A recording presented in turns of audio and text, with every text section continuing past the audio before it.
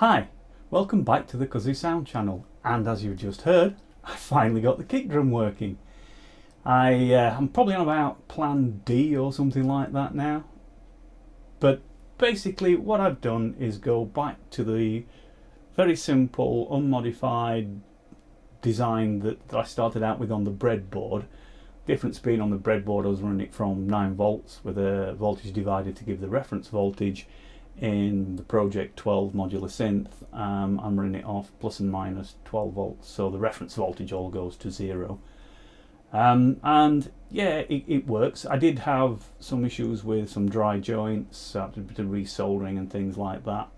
I've changed the value of one of the pots. The decay pot is now 1 meg.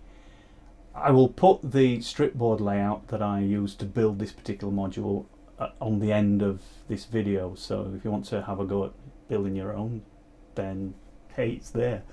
And yeah, it kind of works. So let's have a closer look and see what it looks like now, and more importantly, let's hear what it sounds like. Okay, this is the kick drum module. Yeah, I'll get around to labeling these modules one day.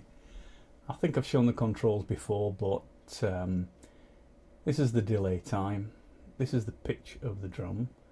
I've now added a trigger switch, so I can just hit the switch. All that does is it puts the supply rail, the positive supply rail voltage, into the trigger input. So in this case it's taking 12 volt plus 12 volt from the supply on my Project XII modular.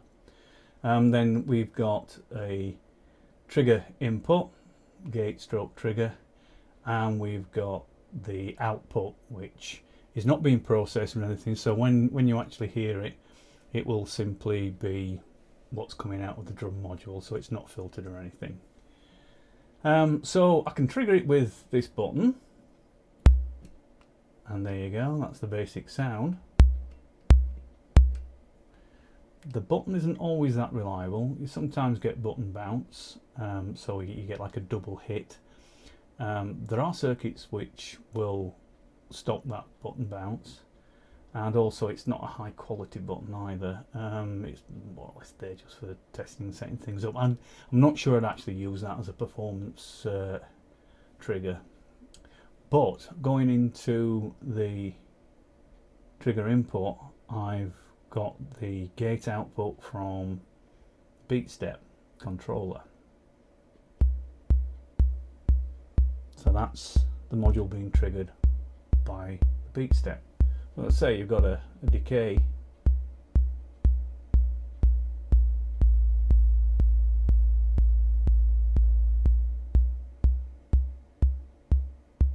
which goes from really dry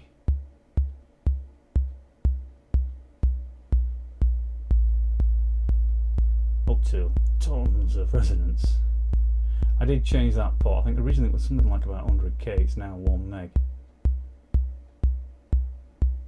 And then the pitch.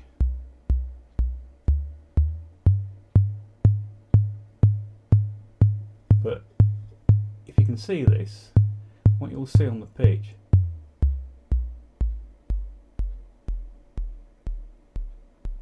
it starts to get below what's actually audible and usable at around about 1/3 from its maximum position.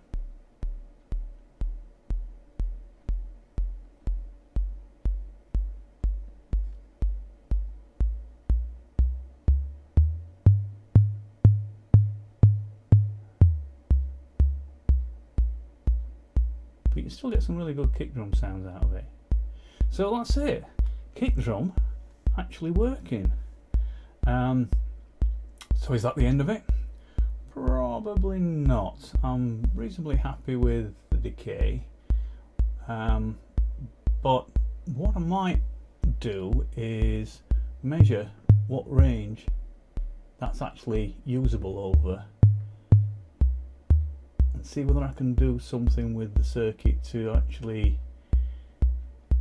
improve that range so that I've got more control over a longer sweep of the potentiometer.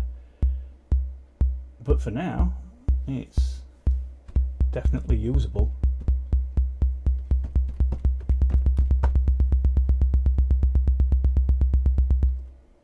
Yeah.